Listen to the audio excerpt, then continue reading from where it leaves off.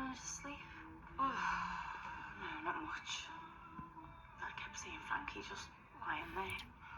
I'm sorry. It's so horrible. Poor Tom. Poor Jack. The whole family must be in pieces. And to think, we could have been going through the same thing if you hadn't got out of that school. Come here.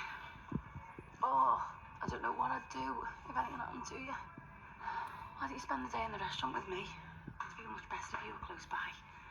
I was gonna check on Penny. She was pretty shaken up yesterday. Yeah, of course. You need to check that your mates are all right. Right, well, I'll see you for dinner later. Love you. Mwah.